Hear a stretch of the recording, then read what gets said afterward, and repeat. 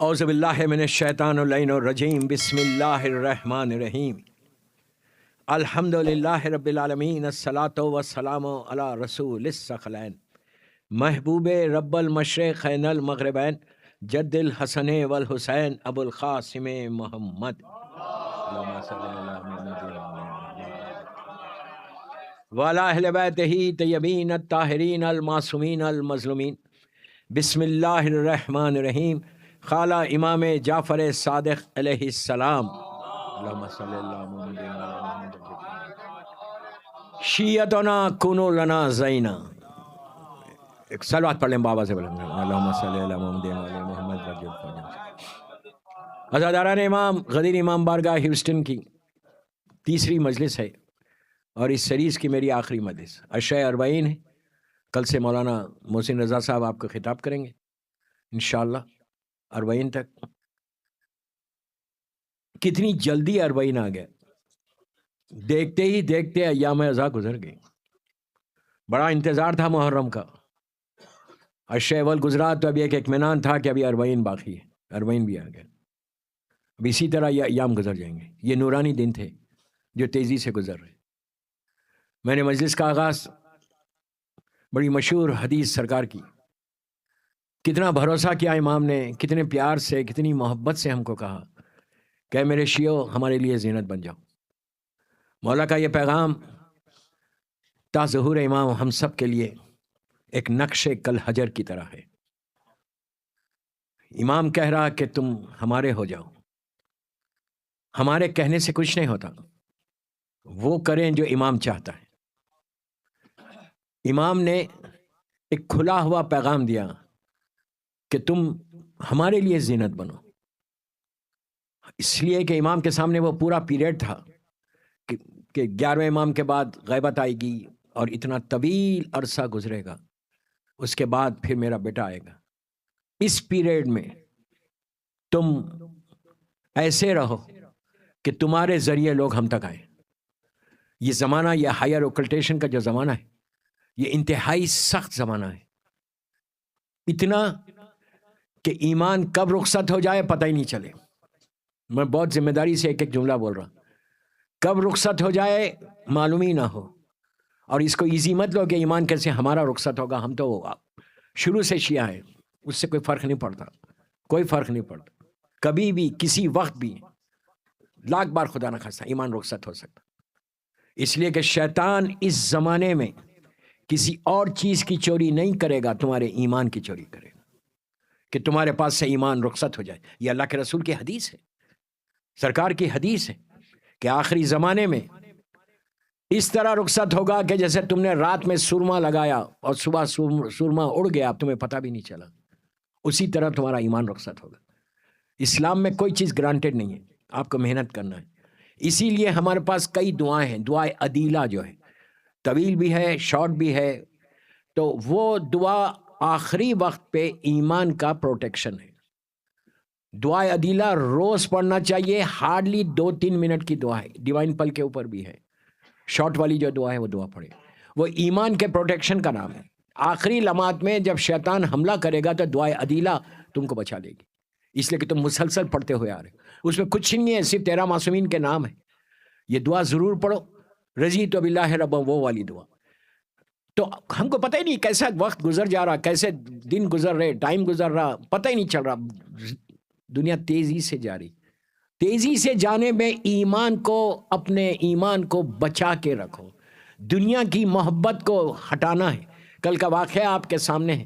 میں نے انکمپلیٹ چھوڑا تھا، لیکن آج وہ خالی جو آخری پارٹ ہے اس کا بتا دوں کہ جس سے آپ کو احساس ہوگا کہ کیسے شیعت کو پروٹیکشن ملا ان علماء کی طرف سے کہ جنہوں نے غیبت امام میں اپنی ذمہ داری کو سمجھ کے، اپنی ریسپانسبلٹی کو سمجھ کے انہوں نے کام کیا.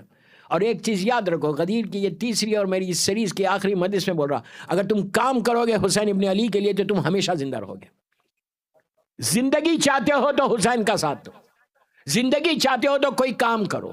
میں یوتھ کو بول رہا ہوں، میں صرف جو غدیر میں بیٹھے ہیں ان کے لیے نہیں بول رہا، جو باہر بھی سن رہے ان کو بھی بول رہا کہ جب تک تم کچھ کرو گے نہیں، تمہارا کوئی انیشیٹو نہ ہو. میں پوچھتا کہ یہ محرم شروع ہو گیا اور ہمارا کیا کیا ہم نے پلان کیا تھا کہ محرم آنے سے پہلے ہم یہ کریں گے مولا حسین کے لیے.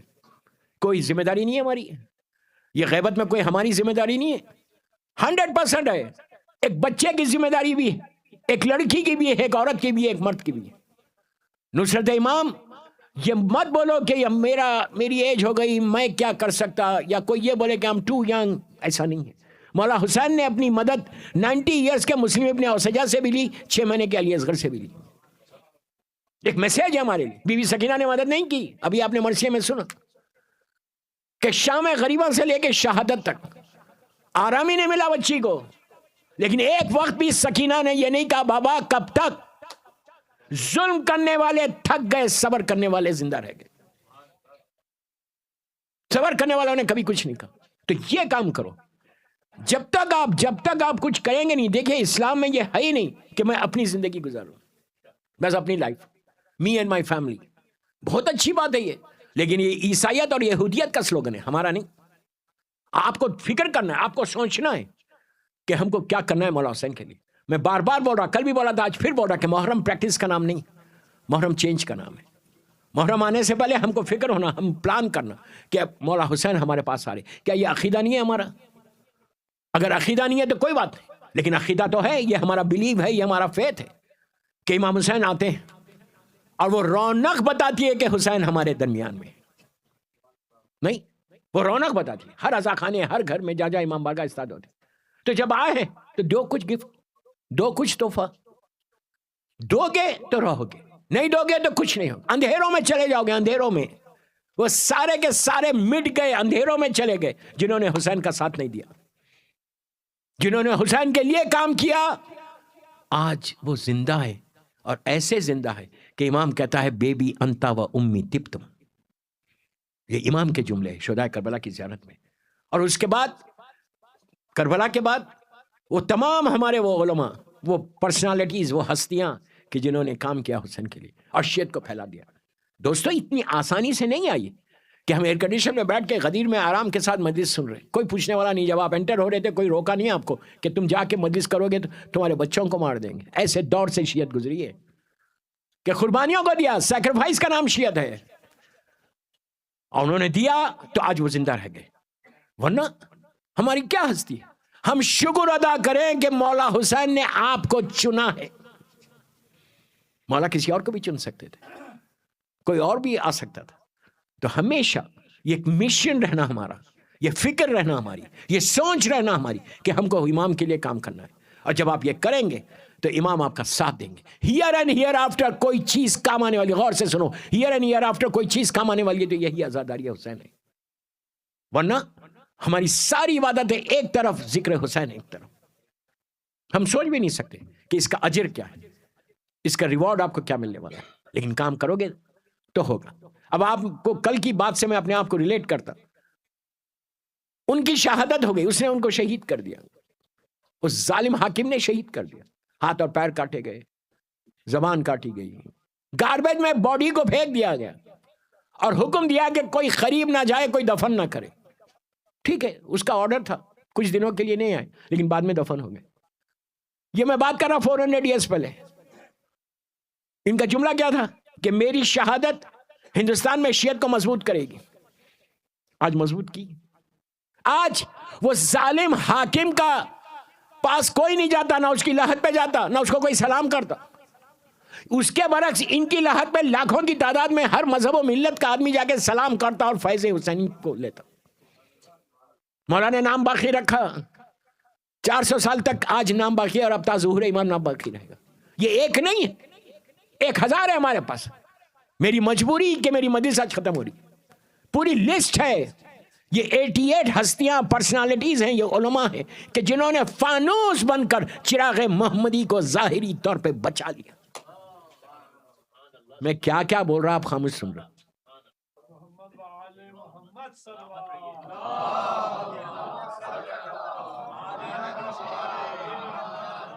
فانوس بن کر بچایا، چراغ محمدی کو ظاہری طور پہ بول رہا. بچانے والا تو امام ہے، لیکن ان سے مولا نے کام لیا، ان لوگوں نے بچایا.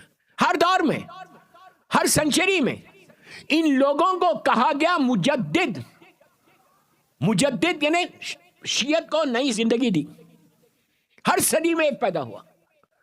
پہلے 5 امام تھے، 2 معصومین کے بعد سے یہ سارے علماء ہیں جن کی لسٹ بنائی گئی، اور یہ لسٹ شیعہ علماء نے نہیں بنائی، شیعوں نے نہیں بنائی، اہل سنت نے بنائی۔ یہاں تک کہا گیا کہ اگر یہ نہیں ہوتے تو شیعت ختم ہو جاتی۔ شیخ مفید کے بارے میں ہے یہ جملہ کہ اگر یہ شیخ نہیں ہوتے تو 4 صدی میں شیعت ہی ختم ہو جاتی، لیکن شیعت ختم ہونے کے لیے نہیں آئی، شیعت کو بچانے والا کوئی اور ہے، مولانا نے بچا لیا۔ تو دوستوں میں صرف ایک موٹیویشن کے لیے آج کی تقریر کر رہا کہ ہمارے یوتھ میں ایک موٹیویشن پیدا ہو کہ اگر وہ کر سکتے تو وائی ناٹ می، میں کیوں نہیں، مجھے بھی تو کچھ کرنا ہے، میں صرف اپنے لیے زندہ نہیں رہوں۔ میں ایک ہی ریکویسٹ کر رہا آج تیسری مجلس میں کہ 24 گھنٹے میں 5 منٹ نکالو، صرف 5 منٹس، اور سوچو بیٹھ کے کہ مجھے کیا کرنا ہے حسین کے لیے۔ آج کا دور، آج کا زمانہ سخت ترین زمانہ آپ کے سامنے، میں کوئی چیز دہرانا نہیں کہ کیسے پیریڈ سے اس وقت شیعت گزر رہی، ہر دن کو ایک نئی خبر ہے، ایوری ڈے۔ آپ سکون کے ساتھ ہیں اس لیے کہ یہاں کی حکومت اچھی ہے، آرام کے ساتھ ہیں آپ، آزاداری کی آزادی، ہم کو کچھ نہیں چاہیے، صرف آزاداری کی آزادی چاہیے۔ لیکن آپ جا کے دیکھو ایسے ملکوں میں کہ جب 100 سے زیادہ امام بارگاہ، میں نے خود وہاں جا کے مجلسیں پڑھی، شاندار امام بارگاہ سے، ہر جگہ لاک پڑا ہوا، ہزاروں کی تعداد میں مولا کے چاہنے والے، ہم جیسے عزادار گھروں میں بیٹھ کے خون کے آنسو رو رہے تھے عاشورے کے دن۔ آپ سوچو کہ عاشورے کے دن کوئی مجلس نہیں کر سکا، کوئی ماتم نہیں کر سکا، ان کے دلوں سے پوچھو، ان کے دلوں سے پوچھو کہ کیسا گزری ہے اور کیسے اس شاندار امام بارگاہ سے وہ مسجدیں سب لاک ہو گئی۔ اور اگر تم بالکل بنی امیہ کا دور ہے کہ اگر تم بولو گے کہ تم علی والے ہو، تمہارے نام کیا اگر علی ہے، حسین ہے، تو تم کو بھیج دے رہے ہیں۔ میں نام نہیں لے رہا کسی کا، آپ سمجھے میری بات؟ تڑپ کے رو رہے۔ اگر ہم کو یہ آزاداری ملی ہے نا تو اس کو غنیمت سمجھو، غنیمت سمجھو، یہ ایک بلیسنگ ہے، ایک رحمت ہے تمہارے اوپر۔ یہ ایسی رحمت ہے کہ خدا، آپ انصاف سے بولو کہ لاکھ بار خدا نہ خواستہ اگر ہماری زندگیوں سے آزاداری ہٹ جائے تو ہماری زندگی میں کیا ہے؟ موت کے علاوہ کچھ نہیں ہے۔ فائدہ کیا وہ زندگی کے جہاں ہم آزاداری حسین نہیں کر سکتے؟ عاشورے کا دن گزر گیا، 25 محرم گزر گئی، شام غریباں گزر گئی، گھر میں بیٹھ کے خون کے آنسو رو رہے تھے وہ لوگ کہ ہم کیا کرنا۔ یہ وہ دور ہے، آج کا دور، آج کے دور کی بات کر رہا، 21 سینچری۔ بنی امیہ میں کیا ہوگا، بنی عباس میں کیا ہوگا، اس کے بعد جتنے ظالم حکمران آئے انہوں نے کیا کیا۔ ان کا ایک ہی ٹارگٹ ہے دشمن کا، آزاداری کو بند کرو۔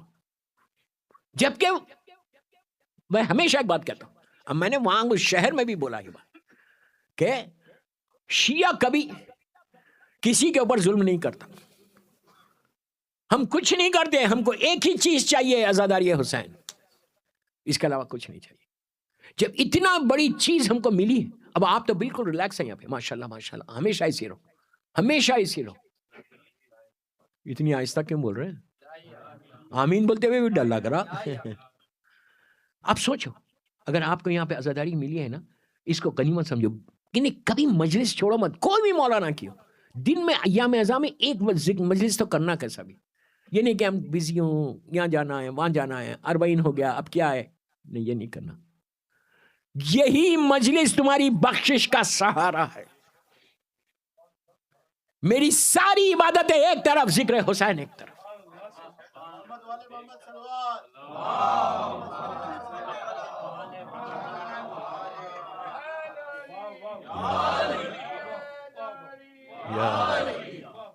دوستو اس لیے کہ ہر عبادت میں کہیں نہ کوئی ملاوٹ ہوگی۔ مجھے کیا معلوم میرے کتنے سجدے اللہ کی بارگاہ میں جا رہے ہیں، اس کا یہ مطلب نہیں ہے کہ تم سجدے مت کرو، یہ مطلب نہیں ہے، I don't mean that۔ سجدہ کرنا ہے، نماز پڑھنا ہے، اس لیے کہ ہر سجدہ حسین کی کامیابی کا اعلان ہے، حسین کی جیت کا اعلان ہے، کربلا میں کامیابی ہے، حسین کا اعلان ہے۔ یہ نہیں بولنا کہ ارے میرے سجدے قبول تو نہیں ہو رہے تو کیوں کروں، نو، سجدہ غرور کو بھی توڑتا ہے، تمہارے غرور کو توڑے گا سجدہ۔ اس کی بارگاہ میں ہمیشہ سر جھکاتے رہو، جتنا جھکاؤ گے اتنا وہ سر کو بلند کرے گا تمہاری۔ نماز لازم ہے، واجب ہے، واجب ہے، اگر کوئی نماز نہیں پڑھتا تو وہ انسان نہیں ہے۔ میں تو اس کو انسان ہی نہیں بولتا کہ تم شکر ادا نہیں کر رہے اللہ کا. نماز نہیں پڑھو گے تو پھر کہاں جاؤ گے؟ جہنم کے علاوہ کیا ہے؟ مولانا حسین اس سے راضی ہوں گے؟ کبھی نہیں راضی ہوں گے. تو ماشاءاللہ سبھی نماز پڑھتے ہیں، جماعت کے ساتھ پڑھتے ہیں، سبھی پڑھتے ہیں، میرا مطلب وہ نہیں. لیکن میں یہ بول رہا ہوں کہ کوئی سجدے کے لیے مجھے یقین نہیں ہے کہ میرا سجدہ اللہ کی بارگاہ میں پہنچ گیا، اس سے میں بخشش ہو جائے گی میری.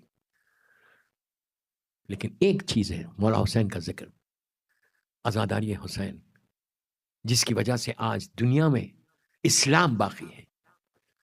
اسلام بھی جو باقی ہے نا، اگر مور دین 1 بلین مسلمس لا الہ الا اللہ محمد رسول اللہ بول رہے تو یہ اس قربانی کا صدقہ ہے جو 61 ہجری کو ہوئی. میں کیا بول رہا ہوں آپ سے؟ صدقہ ہے مولا حسین کی اس قربانی کا، ورنہ لا الہ الا اللہ ختم ہو گیا تھا، محمد رسول اللہ ختم ہو گیا تھا، زبان کی نوک تک تھا، ہر چیز ختم ہو گئی تھی. یہ حسین نے اس کلمے کو ایسا زندہ رکھا، جیسے خواجہ اجمری نے کہا کہ حقا کے بنا لا الہ حسین. نہیں سمجھے آپ؟ میں آپ کو بول رہا، حقا کے بنا لا الہ حسین کا مطلب کیا ہے؟ یہ آخری مصرع ہے ان کی ربائی کا. خواجہ صاحب یہ کہتے ہیں کہ 60 ہجری تک اسلام محمد مصطفیٰ کا تھا، 61 ہجری سے اب حسین کا اسلام ہے.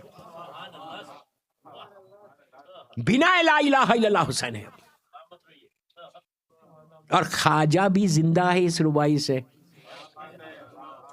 نہیں، حسین کی مدح کرنے والا ہمیشہ زندہ رہتا. 1000 اب میں کئی مثالیں دے سکتا اس وقت کہ کیسا زندہ رہتا. پتہ نہیں میں نے کبھی دی یا نہیں دی، لیکن باہر تو دی ہے. میں 1870 میں نہیں ارلی 18 سینچری میں ایک بہت بڑا شاعر ہندوستان کا، میر انیس، بابر علی انیس.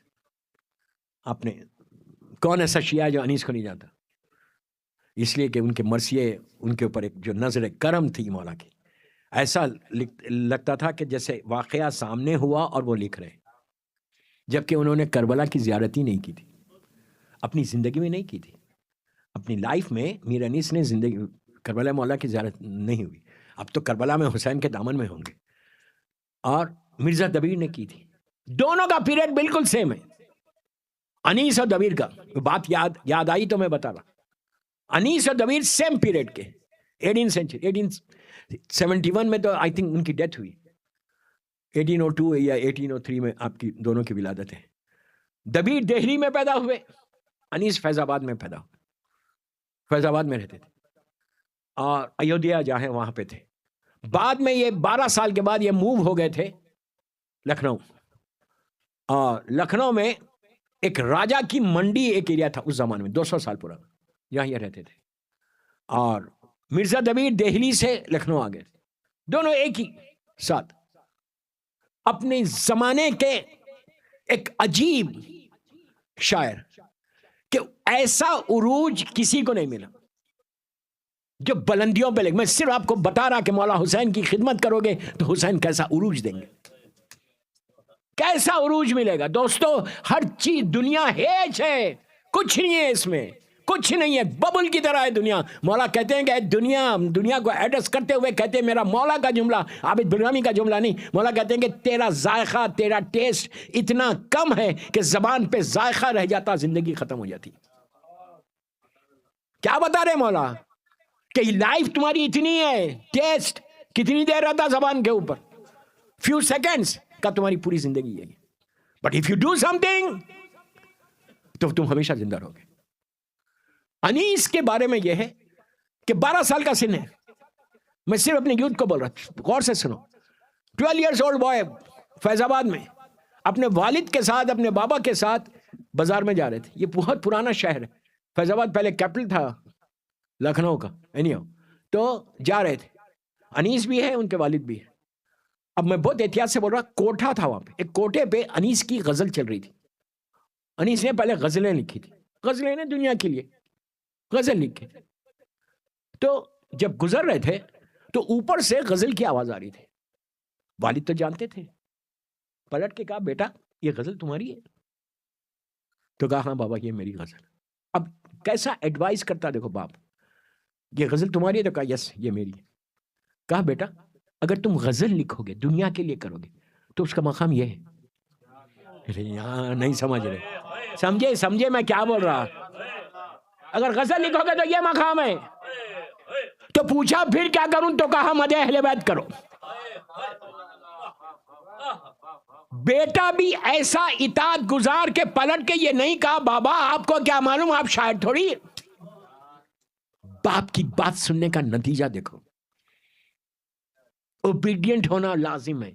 جو والدین کے ساتھ اوبیڈینٹ نہیں ہے تو امام کے ساتھ کیا رہے گا. میں کیا بول رہا آپ سے. تو کہا کہ پھر کیا کروں, مدح اہل بیت. وہ دن تھا اور موت تک ایک مصرع غزل کا نہیں لکھا, صرف مرثیے سلام مدح اہل بیت کرتے رہے. مولانا نے کیا عروج دیا. ان کے ساتھ مرزا دبیر بھی تھے. میں پوری 5 خمسہ پڑھ دوں میں انیس دبیر کے اوپر, میں نے پڑھی ہے لکھنؤ میں. تو بارہ یہی پیریڈ میں مرزا غالب بھی تھے. مرزا غالب سبھی جانتے, اردو ورلڈ کا بہت بڑا شاعر, وہ دہلی میں رہتے تھے. سیم پیریڈ ہے دونوں کا. مرزا غالب ہزاروں غزلیں لکھی انہوں نے, مولا کی شان میں بھی لکھی.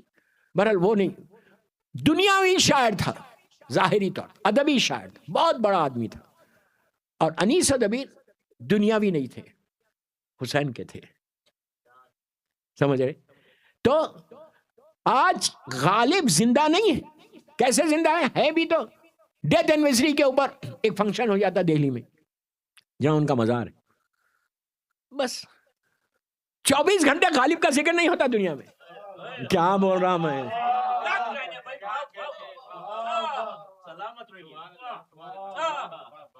خاموش مت سنو پلیز. 24 گھنٹے نہیں ہوتا. آپ امریکہ کا ٹائم لو, آسٹریلیا کا ٹائم لو, کینیڈا کا ٹائم لو, انڈیا کا ٹائم لو, پاکستان کا ٹائم لو, 24 آورز ذکر حسین ہو رہا تو انیس دبیر زندہ ہے. لبیک یا حسین, لبیک یا حسین, لبیک یا حسین, لبیک یا حسین, لبیک یا حسین, لبیک یا حسین. نعرہ حیدری. آپ نے غور کیا کہ ہے بڑا شاعر, میں کسی کے خلاف کچھ نہیں بول رہا. ہوں گے تم, سو واٹ. ہم کو وہ بڑا دکھتا جو حسین سے لگا ہوا ہو, جو مولا حسین سے جس کا رشتہ مضبوط ہو, وہ سب سے بڑا ہے. بہرحال تو یہاں پہ انیس اور دبیر جب ان لوگوں نے مرثیہ لکھا, اب غور سے سنو, یہ میرے لیے بھی ہے, تمام لوگوں کے لیے بھی. ایک ہی لیول کے, ایک محلے میں, ایک لوکیلٹی میں آپ ہیں, ایک لوکیلٹی میں کوئی اور انیس رہتے, دبیر اور الگ الگ رہتے. انہوں نے ایک مرثیہ لکھا مولا حسین کا, انہوں نے ایک مرثیہ لکھا, دھوم ہو گئی.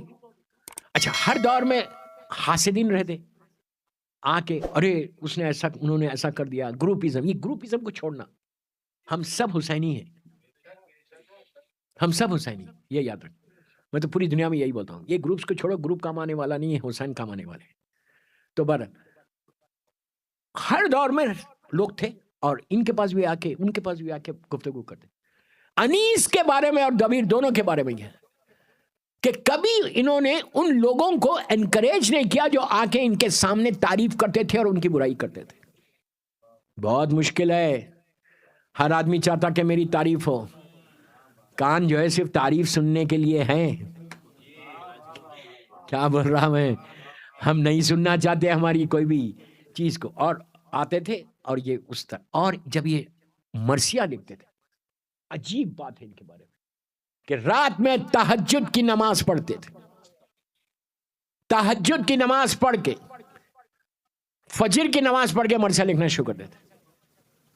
دوستو, عروج کسی کو بھی ملتا ہے نا تو اس کا بیک گراؤنڈ چیک کرنا کہ انہیں وہ اس کی چھپی ہوئی عبادتیں کیا ہے. میں بہت بڑے بڑے جملے بول رہا ہوں. کسی کا عروج دیکھو تو اس کی عبادتوں کو بھی دیکھو کہ چھپی ہوئی عبادتیں کیا ہے. ان کے بارے میں یہ ہے کہ یہ لوگ تہجد پڑھتے تھے, جو سب سے زیادہ ریکمنڈڈ نماز ہے. میں نے بہت بولا ہے یہاں پہ, میں آج بول رہا نہیں, بس ایک ہی ریکویسٹ کر رہا کہ تہجد پڑھا کرو. اس لیے پڑھا کرو کہ یہ حسین کی وصیتوں میں سے ایک وصیت ہے. اگر مولا حسین کو چاہتے ہو تو کم از کم تہجد شروع کرو. 3 رکعت ہی پڑھو, لیکن پڑھو. 2 رکعت شفا, 1 رکعت وتر. تمہاری زندگی نہ بدلے تو بولو. بدل جاتی زندگی، تقدیر بدلتی، رزق کھل جاتا، بیماریوں سے بچ جاتے، پریشانیوں سے بچتے. 10 نام لو، اگر 40 نہیں لے سکتے کوئی مشکل نہیں، لیکن پڑھو.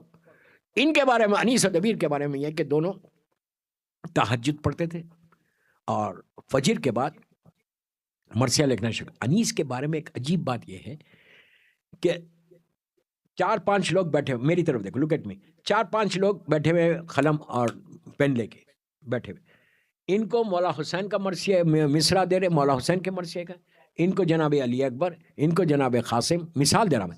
ان کو مولا عباس، ایک ہی سال یہاں دے کے پھر ادھر پلٹے، پھر مولا حسین کا وہ مصرے سے آگے بڑھے. دوستوں میں شاعر نہیں ہوں، لیکن جو شعراء ہے ان سے پوچھو کہ اگر امام حسین کا لکھ رہے تو صرف ذہن میں امام حسین ہی رہتے، لیکن یہاں امام حسین کے ساتھ سارے شہداء کے مرثیے لکھوا رہے.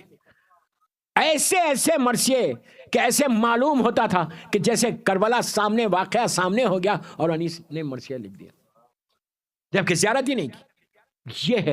یہ عطا حسین ہے. جب حسین کی عطا ہوتی ہے تو ایسے ہوتی ہے. صلوات پڑھ لیں محمد والے. آج انیس زندہ ہے، دبیر زندہ ہے. صرف زندہ نہیں ہے، آپ امیجن کرو کہ جہاں بھی ایک مصرع بھی پڑھا جائے گا، سلام کا ہو یا مرثیے کا، ایک بند مرثیے کا ہوگا، تو ان کے درجات بلند نہیں ہوں گے. آج کہاں پر ہیں وہ پتہ ہی نہیں. اتنے اشعار لکھے کہ کہا گیا، معصوم کا جملہ ہے نا، کہ ایک مصرے کے بدلے میں اللہ ایک قصر عطا کرے گا. ان کی تو ٹاؤن شپ ہوگی وہاں پہ، ہزاروں. اور انیس اور دبیر میں دوسرا کمال یہ تھا، دونوں میں ہے یہ کوالٹی، کہ کبھی بھی کسی کی برائی اپنی محفل میں رکھتے نہیں تھے، سنتے نہیں تھے. کوئی آ کے اگر، جیسے ہر جگہ ہوتا، آج بھی ہوتا، آ کے اس کے لیے بولتے. یہ چیز کو ڈسکریج کرنا، اپنی محفلوں سے اس چیز کو نکالو کہ کوئی آ کے اگر بولے کسی کے بارے میں تو جسٹ اسٹاپ اٹ. منہ پہ بول دو کہ بھائی مجھے کیوں گناہ گار کر رہے. تو اس سے تمہارا ایمان پختہ ہوتا، اس سے تم ایمان کے قریب ہوتے، اس سے تمہارے راستے کھلتے. راستے یوں ہی نہیں کھلتے unless you do something. اپنی محفلوں سے، اپنے معاشرے سے ان چیزوں کو ہٹاؤ. اور اب مرزا دبیر کے بارے میں ایک چھوٹا سا واقعہ بولتا کہ مرزا دبیر کا جب انتقال ہوا، یہ نخاس میں، لکھنؤ میں نخاس ایک ایریا ہے، وہاں پہ دفن ہے. شہنشاہ بلڈنگ ہے اس کے بالکل بازو میں، انیس تھوڑا آگے. تو وہاں کے پہ میں نے سنا یہ واقعہ. مرزا دبیر کا جب انتقال ہوا، اس وقت کربلا مولا میں، اللہ ہم کو زیارت نصیب کرے، وہاں پہ مولا حسین کے روزے میں درس ہو رہا تھا. میں 150 سال پرانی بات کر رہا ہوں. میں درس، مدرسہ تھا، درس ہو رہا تھا. جو عالم دین درس دے رہے تھے ان کا چہرہ ایک دم سرخ ہوا. انہوں نے پورے مجمع کو دیکھا، اپنے طلباء کو سامنے جو بیٹھے. اس نے پوچھا اس میں ہندی کون ہے؟ تو یہ عالم دین جو لکھنؤ کے تھے، انہوں نے کہا انا ہندی. اس وقت ایک ہی تھا انڈیا. پوچھا یہ سلامت علی دبیر کون ہے؟ تو کہا بہت بڑے شاعر ہیں، مدح اہل بیت کرتے ہیں. تو کہا ان کا ہند میں انتقال ہوا، ان کی میت یہاں آئی تو حسین ابن علی خود با نفس نفیس باہر آ کے استقبال کیا. تعجب مت کرو، یہ مولا حسین کی عزت ہے. تم میرے لیے کام کرو، اللہ کیا بول رہا، تم میرا ذکر کرو، میں تمہارا ذکر کروں گا. اس طرح مولا نے ان کو نوازا، ان دونوں کو، کہ آج بڑے بڑے شعراء گزر گئے، مرثیہ خان گزر گئے، نوحہ خان گزر گئے، لیکن جو عزت ان دونوں کو ملی وہ کسی کو نہیں ملی. اس لیے ملی کہ خلوص کے ساتھ مدح اہل بیت کیا تھا. خلوص، ہزاروں لاکھوں لوگوں نے ان کے مرثیوں پہ گریا کیا، تو کتنا اجر ہوگا. صرف بولنا یہ چاہ رہا تھا میں، بعد میں بات آ گئی کہ دوستوں اگر امام چاہے تو ایسے عزت دے کے تم کو ہمیشہ زندہ رکھتا. اب انیس و دبیر زندہ ہے تو میں بھی تو کچھ کروں اپنی زندگی میں جس سے میں بھی مرنے کے بعد زندہ رہوں. تم چاہو یا نہ چاہو حسین زندہ رہے. نام باقی ہے. ہزاروں شعراء تھے اس زمانے کے، ہوں گے، بڑے تھے، ہوں گے، لیکن ان کی بات نہیں آئی. ان کا نام آج بھی باقی، ہر بچے کو معلوم ہے کہ کون ہے. اگر امام کے لیے کام کرو گے نا تو یہی ہوگا.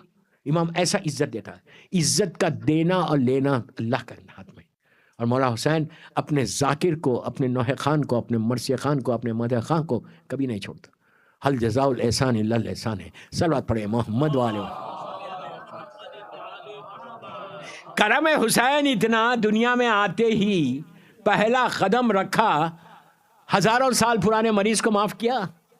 जिंदगी का आखिरी दिन आया, वो भी ऐसा गुनाहगार कि सिवाय जहन्नम के और कुछ नहीं था उसके लिए, सिवाय जहन्नम। उसका खुद जुमला है उमर साद को कि मैं जहन्नम के शोलों को देख रहा, अगर मैं यजीद का साथ दूंगा तो ये शोले मुझे घेर लेंगे। जहन्नम के शोलों से निकाल के जन्नत में फेंकने वाले का नाम हुसैन है। करोगे काम तो ये मिलेगा। खाली ह्यूस्टन में अपनी जिंदगी गुजारोगे, हजारों लोग आए और चले गए, आए इस शहर में और चले गए। अब आपको मैं यूथ को बोल रहा कि तुम अपनी जिंदगियों का एक मिशन बनाओ, जैसे जॉब का, बिजनेस का, लाइफ का एक तुम एक मिशन बनाते हैं, मुझे ये करना है, ये करना है, ये करना है, ये करना है। मैं सिर्फ 5 मिनट मांग रहा, 5 मिनट निकालो। उसके बाद देखो कल तुम 10 निकालोगे, 15 निकालोगे, 20 निकालोगे। उसके बाद सोचने लगोगे। जब तुम सोचोगे तो तुम्हारी फिक्र बदल जाएगी, सोच बदल जाएगी। उसके बाद तुम वो करोगे जो हुसैन चाहते हैं। अदरवाइज कोई पूछने वाला नहीं है। याद रखो, जिंदगी में पैसा किसी के नाम को बाकी नहीं रखता।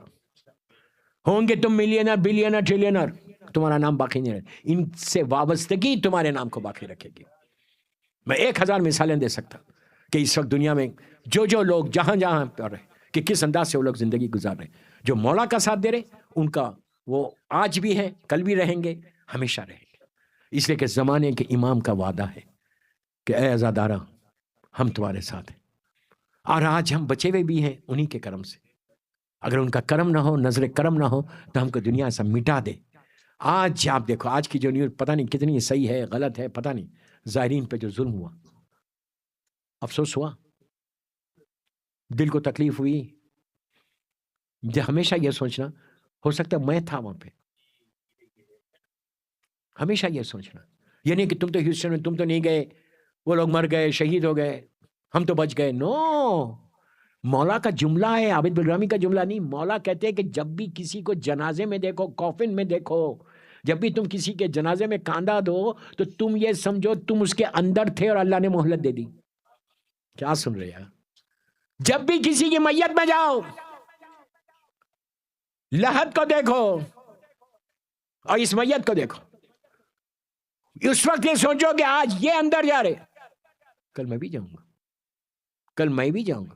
फिर मौला अली, मौला अली, मेरा मौला का जुमला है, मेरे मौला का जुमला है। मौला जनाजे में है, बड़ा मशहूर वाक़या, 1 मिनट का। गौर से सुनो इमाम की, किस तरह इमाम ने तरबियत की है अपने चाहने वालों की। 100-200 लोग मैयत में, फ्यूनल में, बहुत सवाब है। नमाज हुई, मैयत उठी, मौला साथ हैं, लहद में उसको लिटाया, लहद को बंद किया।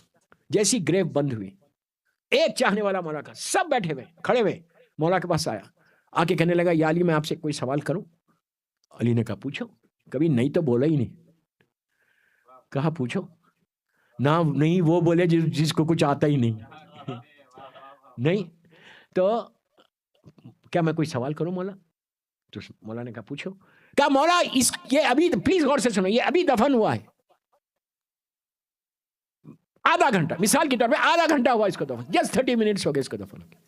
अब अगर अल्लाह इसको जिंदा कर दे और बाहर भेज दे, प्लीज गौर से सुनो। इमाम ने एक अजीब जवाब दिया। रावी कहता है मौला अब ये मर गया, अंदर चला गया, लहद में चला गया, लहद की तंगी को देखा, तारीकी को देखा, अंधेरे को देखा, गर्मी को देखा, परेशानियों को देखा नीचे की। मौला अगर अब अल्लाह जिंदा करके इसको बाहर दुनिया में भेज दे तो ये जिंदगी ऐसे गुजारेगा जैसा आप चाहते। कितने खामोश हो गए, कोई डराने की बात ही नहीं की मैंने। नहीं कहा मौला ये जिंदगी ऐसे गुजारेगा, इतना ओबीडियंट बन के आपकी मोहब्बत में गुजारेगा, कोई गुनाह नहीं करेगा, ये ऐसे जिंदगी गुजारेगा। अब पूरा मजमा अली की तरफ पलटा, देखो अली जवाब क्या देते। मेरे मौला ने अपने हाथ को ऐसे किया, इसके पीठ पे ऐसे मारा, मार के कहा ए अब्दे खुदा यही बात तू क्यों नहीं सोचता? क्या सुन रहे हैं? मौला बोलते ये बात तू क्यों नहीं सोचता भाई? आंखों को बंद करके आया है। हम जो जाते हैं आंखों को बंद करके जाते हैं, हम ये नहीं सोचते। सगे भाई को लेकर जाके हम दफन करते हैं, लेकिन कभी ये नहीं सोचा कि ये क्या करने, व्हाट आर वी डूइंग, ये कहां लिटा रहे। मां को लिटा के नहीं सोचते कि वो कहां चली। वापस आए अपनी जिंदगी, اپنی زندگی میں گزر گئے, کھانا پینا سب. اللہ نے موت کو رکھا دوسرا بیدار ہونے کے لیے, دوسرے کو بیدار ہونے کے لیے کہ بابا ابھی تو کھولو آنکھ. ہم کو بیداری چاہیے نہیں. کربلا بیداری کا نام ہے, یہ یاد رکھو. حسین بیداری دے رہے, حسین ایک ریولیوشن کا نام ہے, ایک انقلاب کا نام ہے. صلوات پڑھ لیں محمد. بس دوستو میرا وقت ہو گیا. مولا آپ سب کو سلامت رکھے. مسلسل مجلسوں میں آتے رہے. اشرا اربعین ہے, یہ اشرا گھروں میں بیٹھ کے ٹی وی پہ دیکھنا, آن لائن دیکھنے کا نہیں ہے. فرش اعضاء پہ آنا ہے. فرش اعضاء کی جو امپورٹنس ہے نا وہ بالکل الگ ہے. کتنی ایسی بلائیں, کتنی ایسی مصیبتیں, کتنی ایسی پریشانیاں آنے والی تھی, آپ آ کے فرش اعضاء پہ بیٹھ گئے تو ساری کی ساری دور ہو گئی. آپ کیا سمجھ رہے ہیں؟ حبیب ابن مظاہر کا وہ جملہ, اسی پہ میں مجلس ختم کر رہا ہوں. اللہ ہم سب کو مولا حسین کی زیارت نصیب کرے. جب آپ کربلا مولا جاتے ہیں, اگر شہدائے کربلا کی طرف سے آپ مولا کے ذریعے مبارک کے پاس جا رہے ہیں, تو جیسی شہدائے کربلا ختم ہوتے ہیں, رائٹ پہ مڑتے ہی سامنے مولا حسین کے ذریعے, وہ مولا حسین کا سینہ ایسا سامنے ذریعے, اور رائٹ سائڈ پہ 35 ہے شہزادہ علی اکبر, لیفٹ سائڈ پہ تحت قبہ ہے. اور اگر جناب حبیب کی طرف سے آپ آ رہے ہیں تو سب سے پہلے مولا کا سرانہ ملتا. یہ سب سے, دیکھیے میں یہ نہیں بول رہا کہ یہ چھوٹی جگہ یہ بڑی جگہ ہے, پلیز غلط مت سمجھو, لیکن جو روایتیں ہیں کہ تحت قبہ کی زیادہ روایت ہے, جو مولا کا سرانہ ہے. ذریعے مبارک کے کسی حصے میں جا کے دعا مانگو, دعا قبول ہوتی. ذریعے مبارک تو بہت بڑی بات ہے, سرزمین کربلا پہنچ کے دعا مانگو, واسطہ دو اس زمین کا, واسطہ دو اس خاک شفا کا. تو بہرحال, تو جب آپ مولا حسین کی زیارت کرتے ہیں, میری طرف دیکھو, زیارت کر کے زار کیا کرتا, تحت قبہ سے مولا کے سرانے سے آگے بڑھتا, رائٹ سائڈ پہ جناب ابراہیم ہے, لیفٹ سائڈ پہ جناب حبیب ابن مظاہر ہے. حبیب ابن مظاہر بالکل لگے چند قدم کے اوپر, فیو سٹیپس. کربلا میں مدرسہ تھا, بس اسی پہ میں مجلس ختم کر رہا ہوں. دینی مدرسے کے 2 طالب علم, 2 اسٹوڈنٹس.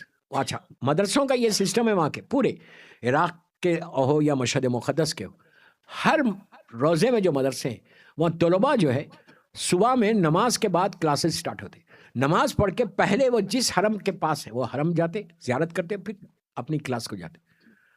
یہ بھی کربلا مولا کے 2 طالب علم مولا حسین کی زیارت کر کے حبیب کو سلام کیا. جیسی حبیب کے پاس پہنچے, بے ساختہ دونوں نے ایک ہی جملہ کہا. غور سے سنو, یہ آپ کا سٹیٹس کے بارے میں بول رہا ہوں, فرش اعضاء پہ آنے کا. حبیب ابن مظاہر کو پہنچتے ہی دونوں نے ایک ساتھ بات کیا کہ یار حبیب کا کیا مقام ہے, کیا مقام ہے. مولا حسین کے چائلڈہڈ فرینڈ تھے, بچپنے کے دوست تھے. حسین نے اتنا دے دیا حبیب کو کہ کسی صحابی کو نہیں دیا اتنا, کہ سارے شہدائے کربلا میں خاندان کے سارے شہزادے وہاں دفن ہیں. جناب قاسم ہو, جناب مولانا محمد, سب وہیں دفن ہیں. جناب عبداللہ, مولا حسن کے بچے, سب شہدائے کربلا کے ذریعے کے اندر ہیں. لیکن حبیب کو حسین نے الگ جگہ دی. غور سے سنیں, بالکل الگ جگہ دی, کہ اب حبیب کو خط لکھ کے بلوایا, شہزادی نے سلام بھیجا, اور مرنے کے بعد بھی بالکل الگ جگہ دی. دونوں کہنے لگے کہ اب حبیب کی کوئی خواہش نہیں ہوگی, جو کچھ تھا حسین نے دے دیا. گفتگو کر رہے تھے, گفتگو کر کے گھر گئے, رات میں سو گئے. دونوں کے خواب میں حبیب ابن مظاہر آئے, آ کے کہا کہ اے, کتنی محبت کے ساتھ, اے ظاہر حسین, اے میرے آقا کے ظاہر, تم لوگوں نے جو کہا بالکل سچ ہے.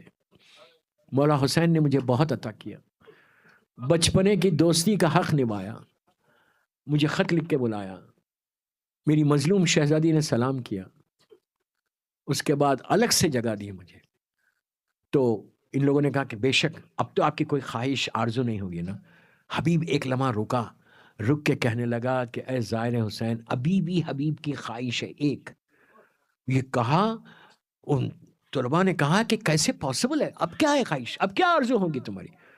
کہا کہ اگر اللہ مجھے زندہ کرے, دنیا میں بھیجے, تو میں حسین کا عزادار بن کے بیٹھوں فرش اعضاء. اپنے سٹیٹس کا اندازہ لگاؤ, اپنے مقام کا اندازہ لگاؤ, کہ جو تم فرش اعضاء پہ آگے بیٹھے ہو, سوچ نہیں سکتے کہ یہ کیا جگہ. آنکھوں کے سامنے سے پردے ہٹے تو پتا چلا کہ فاطمہ کے لال کی ازا کا مقام کیا ہے. آج اس مظلوم بچی کا ذکر ہوا دوستو، 3.5-4 سال کی حسین کی یتیم. مسلسل اس کا ذکر کرتے ہوئے ذاکرین نے اس مقام تک پہنچایا کہ سکینہ پہ جو ظلم ہوا، کربلا سے کوفہ، کوفے سے شام، تماچے کھاتے ہوئے آئی بچی. آہستہ نہیں رونا، اس لیے کہ اگر سکینہ کا ذکر ہو رہا تو اس بچی کو رونے نہیں دیا ظالموں نے. جب بھی ہائے حسین کہتی تھی اتنی زور سے ظالم تماچا مارتا تھا کہ حسین کی یتیم زمین پہ گر جاتی. وقت گزرتا گیا، پیراہن تار تار ہو گیا اور اس منزل تک یہ پہنچا. دوستو میں بار بار یہ جملہ کہتا ہوں کہ رخسار نیلے ہو گئے. بڑی آسانی سے میں نے جملے بولے. پیراہن تار تار ہو گیا. 4 سال کی بچی. آپ کیا سمجھ رہے؟ اب تڑپ کے روگے تم.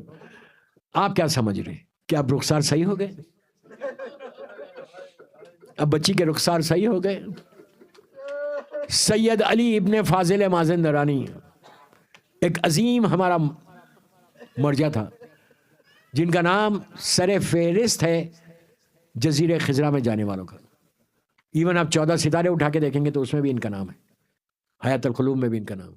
سید علی ابن فاضل مازندرانی کا زمانہ، شام. اس وقت میری شہزادی کی لہت چھوٹی سی لہت تھی، آج تو اتنی شاندار ذریعہ مبارک ہے. اللہ راستے کھل جائے اور ہم حسین کی یتیم کی زیارت کریں. اللہ روزوں کی حفاظت کرے. روز دعا کرنا، روز دعا کرنا. سیریا میں سیدانیوں کے روزوں کی حفاظت فرمائے. یہ 40 میں کیا رونق رہتی تھی شہزادی زینب سلام اللہ علیہ کے روزے میں. بہرحال تو سید علی ابن فاضل کہتے ہیں ان کا زمانہ، یہ سید زادے ہیں. خواب میں میری مظلوم بیوی آئیں، شہزادی سکینہ سلام اللہ علیہ، مکمل حجاب میں آئیں اور آ کے اس سید سے کہا کہ ہماری لحد میں پانی آ گیا، آ کر اس کو صاف کر کے ہماری لحد پھر سے بنو. یہ کام گئے کہ یہ کیا دیکھ رہا میں. اس وقت کی جو مقدس خواتین تھیں ان کی خواب میں بھی آئیں. تمام علماء بیٹھے، 2-3 دفعہ بتایا گیا. سب نے بیٹھ کے کہا کہ یہ کرنا ہے، لیکن کریں گے کون؟ میت کون اٹھائے گا؟ حسین کی یتیم کی میت ہاتھ میں کون لے گا؟ تو یہ سید سنا گیا. انہوں نے کہا میں ایسے نہیں لے سکتا، میں آنکھوں پہ کپڑا باندھ لوں گا. باندھ دو اور میرے ہاتھوں پہ کپڑا لگا دو، اس کپڑے کے اوپر میت کو رکھنا ہے. دوستو لحد کھلی، لحد کھلی. پھر بول رہا، لحد کھلی حسین کی بچی کی. شہزادی کی میت کو اس سید نے اٹھایا. خناتیں گھیری گئیں، کوئی قریب نہیں تھا. بی بی کی میت کو ہاتھ میں لے کے جتنی دیر بھی ٹھہرنا تھا یہ سید ٹھہرا رہا. ان کے خود جملے ہیں کہ آنکھ سے ذرا سا کپڑا ہٹا تو میں نے وہ منظر دیکھا کہ آج تک سکینہ کے رخسار نیلے ہیں. سن لیا آپ نے؟ ظالموں نے اتنے تماچے مارے تھے حسین کی یتیم کو. اسی طرح پرسا دو، اسی طرح پرسا دو کہ حسین کے دل کو سکون ملے کہ غدیر میں سکینہ کا ماتم.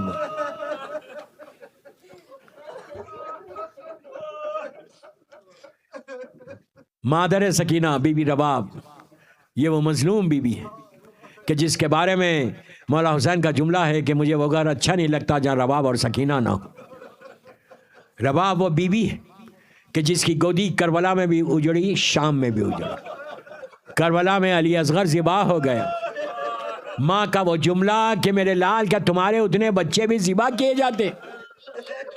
اور یہ وہ اتنی شیر دل بیوی تھی، تڑپ کے روگے، اتنی شیر دل بیوی تھی کہ دونوں بچوں کی میت جب دفن ہو رہی تھی تو ماں کے سامنے ہو رہی تھی. کتنی آسانی سے سنا. علی اصغر کو بھی رباب کے سامنے دفن کیا گیا، لیکن اس وقت رباب کے دل کو سکون مل گیا کہ میرا بچہ دفن ہو گیا. لیکن شب 11 رباب دیکھتی رہی، ظالم ہرملہ نیزے کی انی سے زمین کی نرمی دیکھ رہا تھا. اس کے بعد اب جو مارا زمین کے اندر نیزہ اوپر آیا تو علی اصغر کا چھوٹا سا لاشا آ گیا.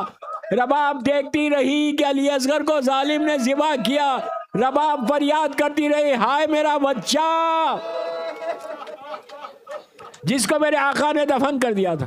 ایسی شیر دل بی بی تھی. راستے بھر بی بی وہ منظر دیکھتی رہی کہ سکینہ پہ ظلم ہوتا گیا.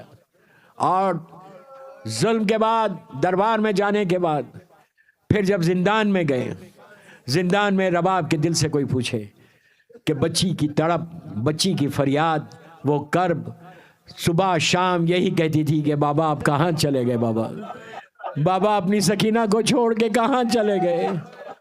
وہ منزل آئی کہ شب میں خواب میں دیکھا کہ حسین آئے. بچی اٹھی, اٹھ کر فریاد کرنے لگی یہ ابھی میرے بابا تھے. بیویوں میں کوہرام مچ گیا. دوستوں سر حسین زندان میں آیا. سکینہ نے اپنی آغوش میں لیا, رخسارے پہ رخسارہ رکھ کے کہا بابا میرے رخسار دیکھو.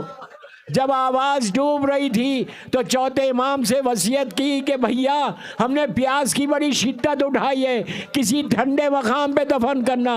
میں یہی کہوں بی بی آپ کی قسمت میں یہی زندان ہے. بس بی بی کی شہادت ہوئی. ارے بہن کی میت کو بھائی نے اٹھایا.